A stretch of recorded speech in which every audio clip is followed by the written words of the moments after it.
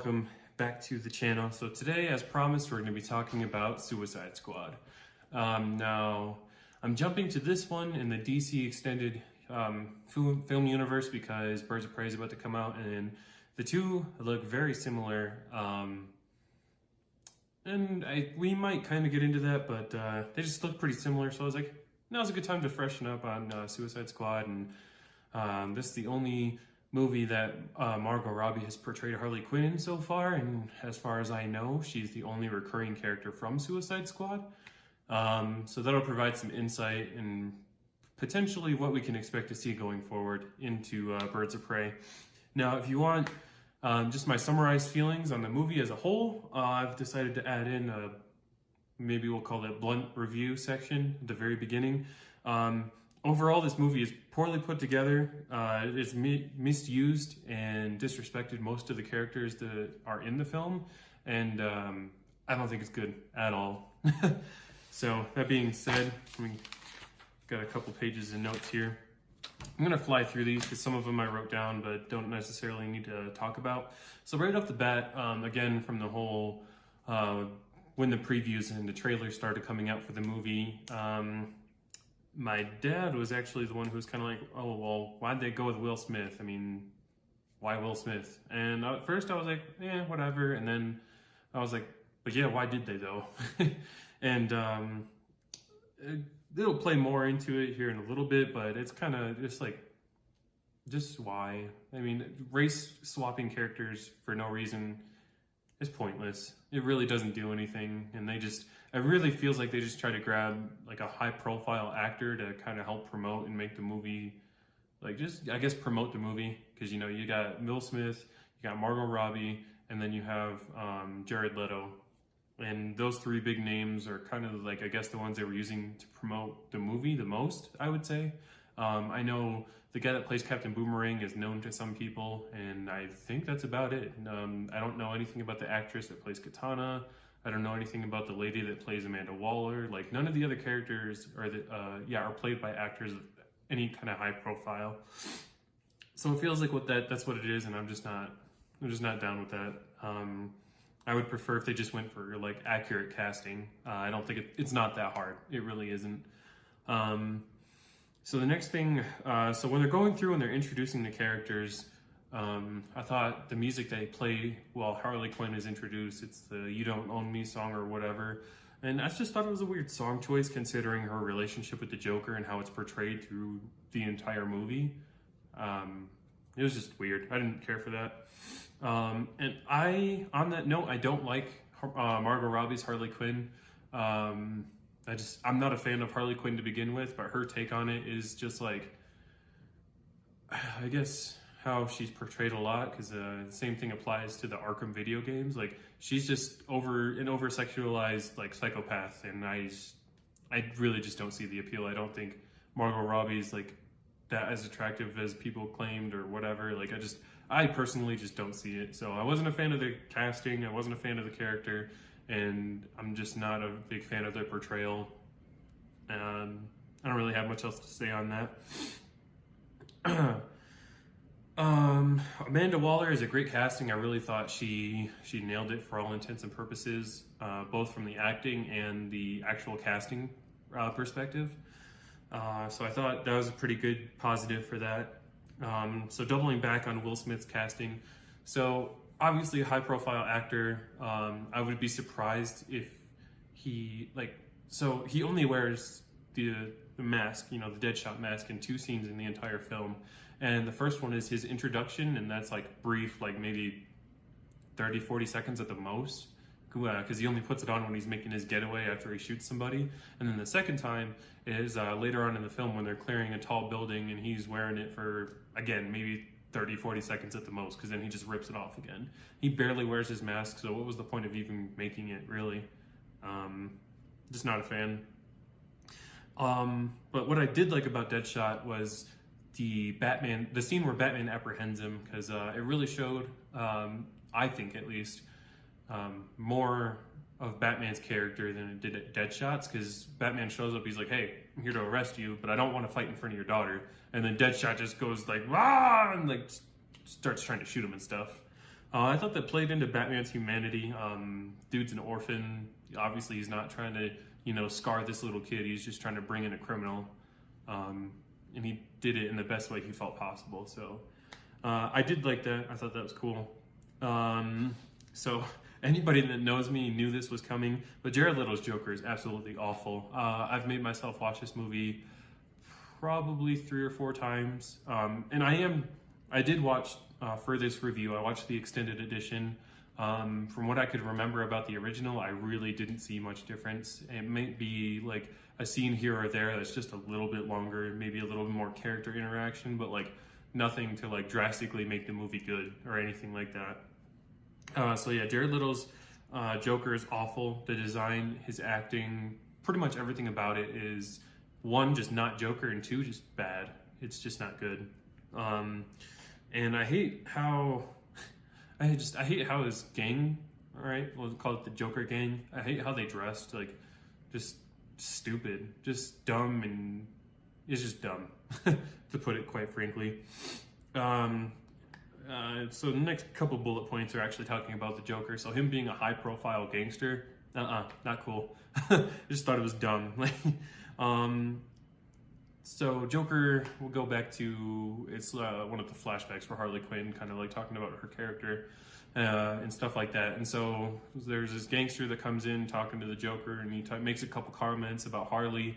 And then Jared does this weird thing where he's like, oh, well, Harley belongs to you now, blah, blah, blah. And then he shoots him in the face, like, yeah, don't disrespect my woman. But it was like, she's out there dancing and like, I don't get it. I really don't get it.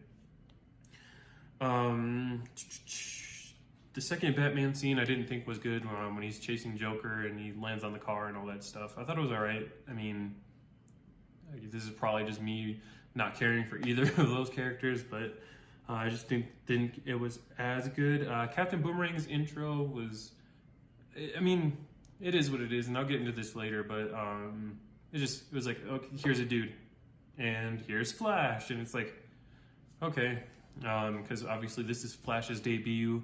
I mean, I guess you could count Batman versus Superman, like the little stint on the camera, but his first, like the actual first Flash scene was in this movie when he apprehends Captain Boomerang. So I thought that was kind of cool, I guess. I mean, showing off another hero apprehending somebody, not just Batman bringing in all the criminals. Because of all of them, I believe it was Killer Croc, who was chased out of Gotham by Batman. Then you got Harley Quinn, who was brought in by Batman. You got Deadshot, who arrested him. So I think that's it, but like 3 of them were brought in by Batman. So I mean, it was kind of nice that another hero was involved and brought him in. Just funky, I guess, because Flash isn't really established at that point. Like, that's the first time we see the Flash suit as well. But prior to that, the only thing we see of him is on the security camera where he drops a jug of milk and like takes out a dude trying to rob like a gas station or whatever. I don't know. It was okay. I mean, I'll get into it later, but the whole movie just is pretty much everything about it is bad, and I'll explain why. So Diablo is my favorite character, not just because he's Mexican, but the whole quiet, reserve type thing. I like that a lot. I thought it was really cool. I thought his character was probably the most interesting. He had all this power, and then he lost everything that mattered to him, that really mattered to him, and then he just gave up. I thought that was really cool. But he doesn't fit into what this movie is supposed to be, or what this movie wants you to believe it is, and that's kind of criminal. And especially what happens to him later on. Like, he's my favorite character, but he doesn't really do much throughout the entire movie, and then he gets killed off. And I don't know. I wasn't a big fan of that. And Killer Croc is more or less kind of the same for me. Killer Croc he existed. He was arrested for existing, and then he's just thrown into this team, and I don't know. I felt like Killer Croc is, like, none of the characters in this movie are really developed, and the character development they go through I think it's highly manufactured, and they didn't sell me in these characters actually developing. I didn't buy it for a second. So I thought the Enchantress origin was kind of a joke. So level with me for a second and hear me out. So this archaeologist, right, trying to, find these like just whatever, stumbles upon these ruins and all these statues and artifacts and stuff. She breaks it. She's an archaeologist that breaks an artifact. All right. It didn't make any sense to me. And now, at this point in the movie, Amanda Waller is talking to people in the government trying to get her project greenlit. On paper, this actually sounds like a pretty legit thing. Like, well, these villains and these highly skilled people are doing nothing. Why don't we weaponize them for something? Like, that actually sounds pretty cool. And her reasoning, I don't think is the greatest. Like in context of what's happened, Superman is dead. Now they don't have anybody to protect them. And what if some superpowered being just shows up and thinks like, yeah, I'm just going to take over the planet. Like, her team of almost completely normal people is supposed to stop somebody of Superman's caliber. And that'll go into one of my critics of this movie as a whole. But yeah, I just don't buy that. And the way they blast through introducing all the characters is like, it just feels really fast. And that's because they didn't make this movie in a way that they should have. I guess I'll save that for the end. Yeah, I kind of get into my thoughts on how they could have improved it overall. So my next critique was around how Rick Flag meets the crew. Killer Croc makes sense. He's a highly trained soldier, whatever he is, just walking up, just trying to talk, basically just has a normal conversation with Killer Croc. That makes sense to me. Diablo, his conversation with Diablo kind of makes sense, but like, and then, yeah, it was just, again, Diablo's character doesn't really fit for what this movie should be, and what it wants you to believe it is. And then the Deadshot scene made absolutely no sense. Like, he's he is a known and renowned hitman, known for being a one-shot, one-kill, and they have to have like a tryout for him. I didn't buy that. I thought it was dumb. They figured out how to. So again, going back to the Will Smith casting, from my understanding, Floyd Lawton's like a French dude or something like that. Obviously, he's a white guy, but I don't even think he's American, or he could be. I'm not entirely sure on that, but from what I read, I thought he was like some kind of foreign. And they figured out how to work Will Smith's race into it. I believe it's the only comment that they do, but they still squeezed it in like they had to or something. I thought it was really stupid. And the exact quote is when he's talking about his demands, right? So after his little trial, he's talking about his demands for what he wants in exchange for services.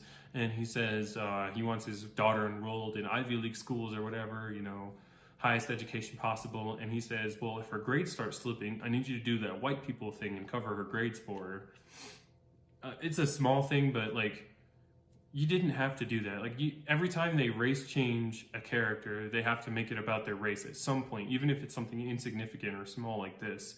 Like, it's just a pointless change. You don't need to do it. So again, this is probably gonna come up a couple more times, but Jared Leto is just bad. The adaptation of this character and the direction they took it in, his performance, and we'll get into it again later about Jared Leto in particular. But yeah, we'll get into that in a little bit. So the plot of this movie seems way too convenient. Like, you can say that about most things, but it just, she randomly transforms, right? And then she tries to rescue her heart, but she can't do it. I mean, okay, that makes sense. Yeah, obviously, if she could get her heart, she would have done it by now. But instead, she rescues her brother's statue and like just amps up some random dude on the street. The reason I don't like that is because it just seems like, I don't know, just awfully convenient that her brother can sustain her while, obviously someone else has her heart. Like, and if so Flag calls Waller and says that the, Enchantress bolted. Why wouldn't she immediately just crush the heart? Like, sure, she stabs it, but obviously, as we see when she's in the helicopter and all that, the heart is still intact. Like, it was dumb. It may have been based in some comic about her heart being controlling her or whatever, but in this movie, it just didn't work. Because like I said, if she, as soon as she went AWOL, instead of just stabbing it, why didn't she just crush the thing? Like, I mean, national security is your thing, and your greatest asset just turned on you. I mean, obviously you would try to do something about that, right?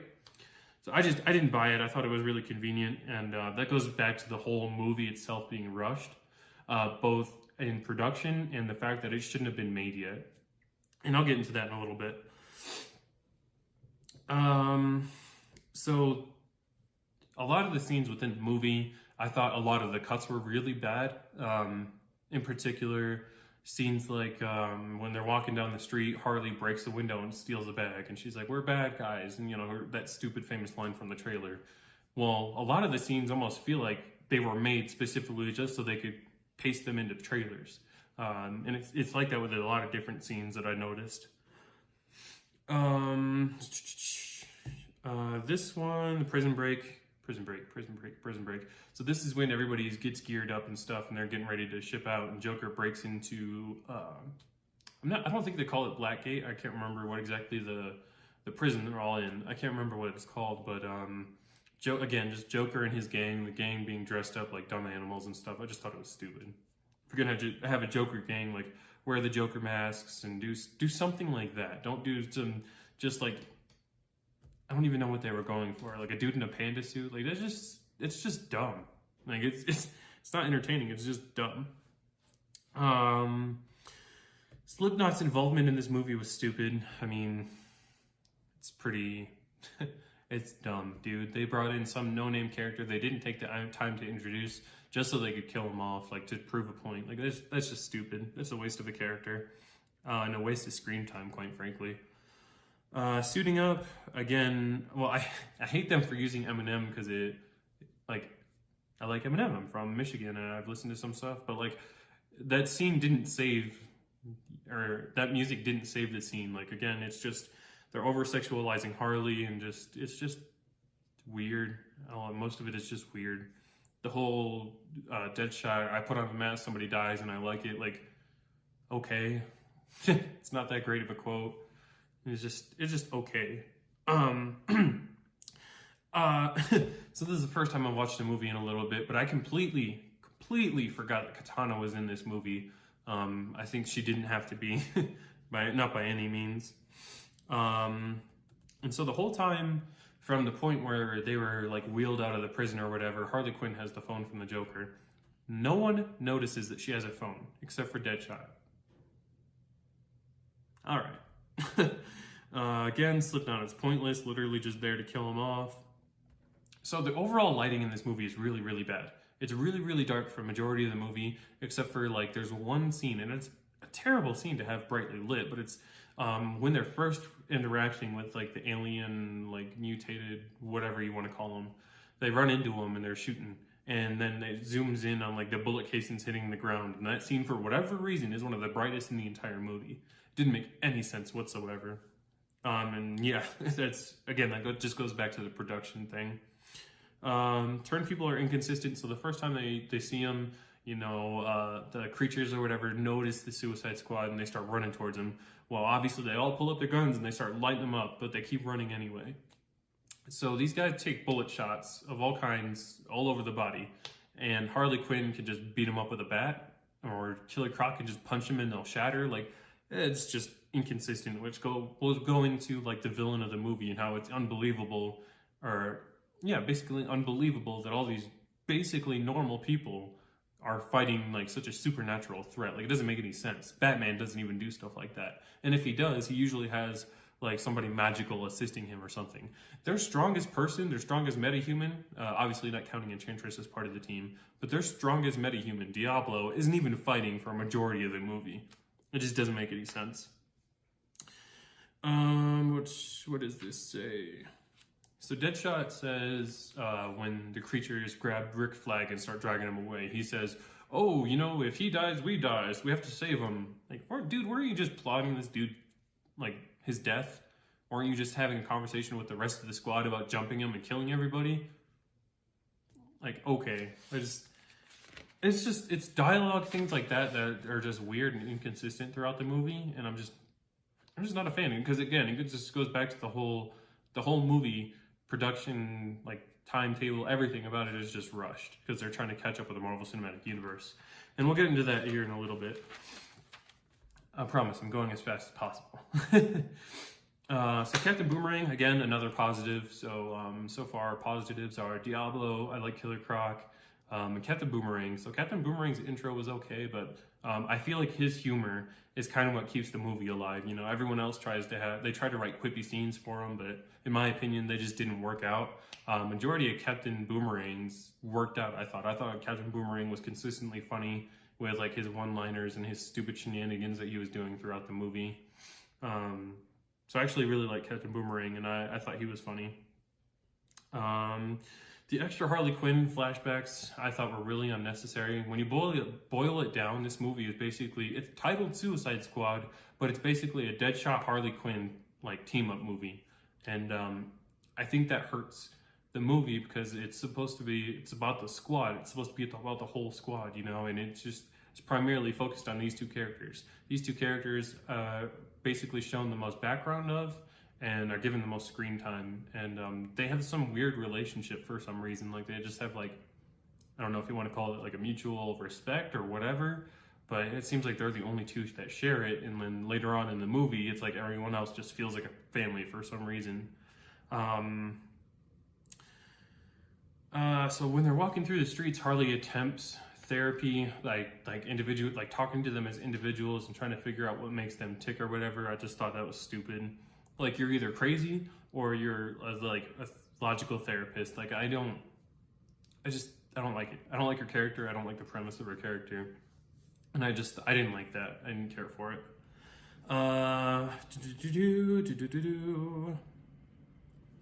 This one is about the vet scene where she jumps into the chemicals. Again, Harley Quinn's backstory is pretty unnecessary. Like, again, it's Suicide Squad, not Harley Quinn and Deadshot team up to fight the city. Like, again, just dumb. I already touched on Deadshot's weird relationship with Harley Quinn, and then Joker. So, why is Joker in this movie? Like, really, he doesn't do anything for the plot. He doesn't do anything for any side stories. He tries to save Quinn, and then they just blow up his helicopter, and Harley Quinn just ends up back with the Suicide Squad anyway. Like, his entire involvement, I'm like 99% sure, was just so they could say they had Joker in the movie, and I hate that. I hate when studios and stuff try to just use names to sell their product because they know otherwise people wouldn't be interested in it. And that is definitely what this movie is. And I'm not a fan. I hate when they do that, and I will continue to hate when they do that. And so the other part of that is this movie highly romanticizes Harley and Joker's relationship, and that's just bad. Like those characters are designed that way because, I mean, that's what their characters are. So why put this weird spin on it? So you want people to have like a Harley Joker relationship? Like that's just weird, man. Like they're two psychopaths that go around like killing people. Like don't romanticize that. That's just weird. It's just bad. And I don't care for it. Again, it's just a stupid change. When Joker's helicopter shot down, they should have just killed off his character. Case in point, just killed him off. It's very obvious they were hoping Jared Leto's Joker would be way more popular than it actually was.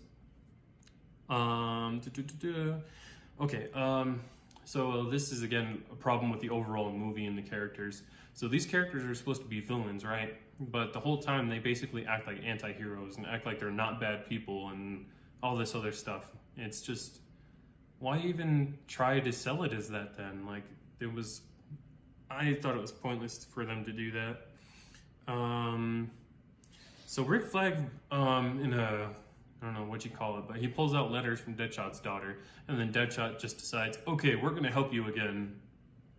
He held these from you the entire time, and now you want to help him because he's just now giving them to you? Personally, that would just make me upset, and I'd be like, dude, sorry, tough luck. Like, deal with it by yourself. Especially since, he's pulled away from his daughter, he doesn't get to see his daughter, he's basically in solitary. Like, nah, dude, Like if my son wrote me, like if I, for whatever reason I was in prison and my son wrote me letters and you held on to them the entire time and decided to give them to me when you were defeated, nah, dude, you're done. Tough luck. But maybe that's just me. I know my views are a little extreme compared to some people's, but whatever. I do like some of the stuff that comes after this, though, like the Killer Croc subway scene when he takes off into the water. Like, you guys are just tourists. I live in the water. Like, I thought that was a pretty cool scene. Again, I don't think Killer Croc is probably one of the better characters up there with like Diablo and Captain Boomerang, personally. So, just again, I really like Killer Croc. I like that scene in particular. The voice for the Enchantress, I didn't buy it, especially like, you know, you're watching the movie, you see the one female, and then you get this like deep, like not methodic, but like mystical voice almost. Like, I just didn't buy it. I thought it was weird. I didn't care for it, especially the way she's all like moving, like groovy the whole time. I thought it was really weird. I didn't like Enchantress at all in this movie. What else? Diablo's speech at the end doesn't make any sense to me because he's like, excuse me, he basically, him and Killer Croc basically don't interact with the rest of the group pretty much at all, the entire film, except for that, you know, scene where they're all talking in the bar and he tells them his story. And then he's, all of a sudden, he's got like these strong ties to these people, like they're a family. Like the movie, if I remember correctly, takes place maybe over 3 days. I don't know, maybe like I don't know. You can't really put a timetable on bonds, but that just seemed kind of weird. Like, all of a sudden, he's like, these are his family, these are his people, whatever, but he's not. It just doesn't gel with me. Like I said, Diablo is a great character. I just don't think he works for this movie. And that's a real shame. And his transformation kind of came out of nowhere. Now, I understand they kind of like alluded to it with his blackouts and like him whenever he gets upset, you know, he doesn't remember what he does or whatever, but like just straight up changing into an Aztec god like that. I just thought that was weird. Yeah, just thought that was weird. The slow-mo at the very end when they're grabbing the bombs and Harley's throwing the gun, like that scene lasts way too long for slow-mo. That bugged me beyond belief when I was watching the film. I could not stand it. And then the fact that they win because of a fast one by Harley, like, again, like the whole premise of this film is this ancient witch and her brother just like dominating the world or whatever, and a crew of like 4 normal people and one supposedly Aztec god or whatever, like take her down. Like, again, I just don't buy that. At least with other superhero movies, if you want to make the realistic argument, Superman is a superpowered alien fighting superpowered aliens, and the Justice League fought one creature. Like, the argument that realistic doesn't work in these movies is like just false, because obviously the realistic applies to what's in the context of what's happening in that universe. If I lost anybody, I'm sorry, but basically, no, I'm not going to buy that 4 normal people can take down a witch. Like, that's just not, nah. Even in hand-to-hand combat, if she was nearly as powerful as her brother, like, first of all, they should have, like, her brother could have stomped them all, let's be honest here. And then with the Aztec god thing, again, that was just weird, and then like one explosion kills the dude. Like, again, everything about the villains and the fact that we're supposed to believe that these regular humans beat them, I just don't buy it. I just don't buy it at all. Again, Joker bad. I can't remember why I wrote that, what scene I was talking about. Again, I've said this throughout, but it's criminal treatment of the characters. Again, like the characters they picked could have been fine if they played them up to be like villains, you know, not just people looking out for their, it was almost like these characters were just looking out for themselves and they were villains for it. Like, I just didn't buy it. Like, I just didn't buy it, especially with the way they were acting throughout the movie. Like, their intros, yeah, they made them seem like villains, except for, of course, Killer Croc, because he's just a mutated guy, misunderstood. Like, people just jerks to him because he looks like a crocodile. He's not bad at all, but he's supposed to be a bad guy. Like, it's just things like that. So the movie's poorly done. Again, as I've said, production, timing, writing, like, it's just bad. The stakes and the villain, again, I've already said this, but were far higher. The stakes and the villain were far higher than what our character should have been able to handle, just flat out. This movie is a result, like I alluded to this a little bit ago, but DC, obviously, as soon as, over the course of the Marvel Cinematic Universe being successful, of course, with them starting in 2008, at the time, I want to say DC was more focused on their Batman Begins trilogy, so they hadn't moved into a shared universe yet. They've been doing that on TV at that point. So obviously they were trying to catch up in movies because they probably saw the revenue numbers from the Marvel Cinematic Universe, how popular it was and how many movies they were able to make because there's so much source material. So instead of taking their time and establishing their own universe like Marvel did, DC decided they were going to start rushing things. So you get Man of Steel, you get, I believe it was Batman vs. Superman right after that, and then Wonder Woman, and then Suicide Squad. Or maybe I switched Suicide Squad and Wonder Woman. Doesn't really matter. Same thing applies. Like, they just started rushing movies out, and that's the big problem with Suicide Squad, is what it should have been is villains from all these solo movies should have been wrapped up into a Suicide Squad movie. There you go. I just wrote your movies for you, DC, Warner Brothers. Like, that's what you should have done, not just rush all these characters. And majority of people probably don't know about any of these characters, especially like Slipknot. There's no way people know who that was. Diablo's a smaller character. Deadshot, more people know who Deathstroke is. Harley Quinn and Joker were probably your two most popular, if not well-known outside of nerdom, like, you know, the fan base or whatever. Those were probably your two most named characters, and one of them was complete garbage, and the other one was, like, okay. So, like, again, like, they really rushed pushing this movie out, and it could have been a lot better had they done something, well, I don't want to say just true to the source material, because people will give me crap for that, but, like, use characters that people have already been introduced to. Like, you can make the argument that CW introduced people to Deadshot, but they race swapped him for this movie for whatever reason. And then the majority of none of the other characters except for, I guess, Captain Boomerang was in like 1 or 2 episodes of The Flash. But like the rest of them, like majority of people never heard of. Like maybe you've heard of Killer Croc if you watch like the Batman animated cartoon or something. But like I said, Diablo, like Enchantress is kind of one of like those funky characters that I believe like outside of like Justice League Dark or like some other stuff, she's not really used that much. So again, just you're pushing all these characters that nobody knows into one movie and just presenting the movie like it's supposed to be something when you could have introduced them, you know, like I said, introduced them as villains and then wrap them all into one Suicide Squad movie. Like, honestly, that's what Marvel should have done with, like, a Masters of Evil or, like, some kind of, like, team-up villain movie. But instead, they just kill off all their villains. All right, enough of the tangent. I already touched on they wanted Jared Leto's Joker to be way more popular than what it was. So now let's get into Jared Leto digging his own grave. So, obviously, we've all heard the rumors. I don't know if the rumors are confirmed or what. I mean, it was probably just rumors to promote the film. But this is probably the stupidest promotion they could have done.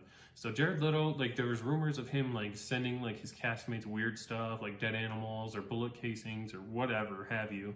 Like that's just stupid. That's not Joker-esque. That's just you being dumb. Like even if he did do that for method acting, you're just an idiot, dude. Like you're just dumb.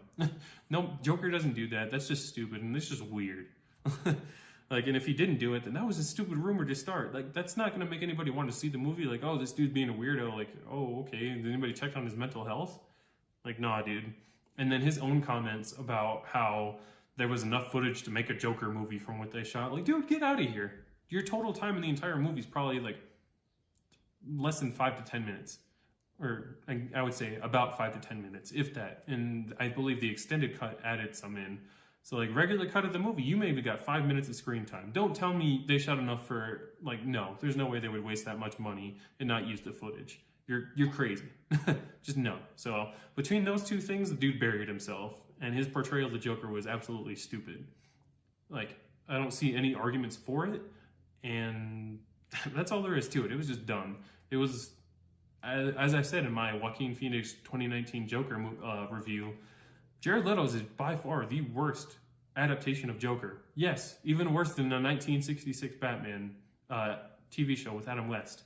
Worse than that Joker. So, All right, I'll get off my soapbox on that. So the end credits. The end credits I actually really, really liked. It's Bruce Wayne meeting with Amanda Waller in exchange for, he's basically going to cover up anything about the Suicide Squad in exchange for information on the Justice League. Why do I like this? Because it's cool. You see Bruce cutting a deal with Amanda Waller, and he straight up tells her, like, you need to stop with these villains, or me and my buddies that you just gave me intel on are going to come in and shut it down for you. So good. Excuse me. Totally in character. Just awesome. Just huge mic drop moment, because then it cuts right after that. It's great. I loved it. And then, yeah, my last note was about how dark the whole movie was, but I already touched on that. So I think that's going to wrap it up.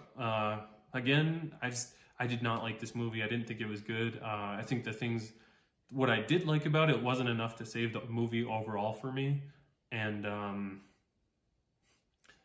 that's about it. I don't know what else to say. So until next time, Birds of Prey, I believe I'm going to go see that this Friday. So if I go see it Friday night, I'll try to come back. Depending on what time it is, I'll come back and record a video, and that'll probably be posted the next day.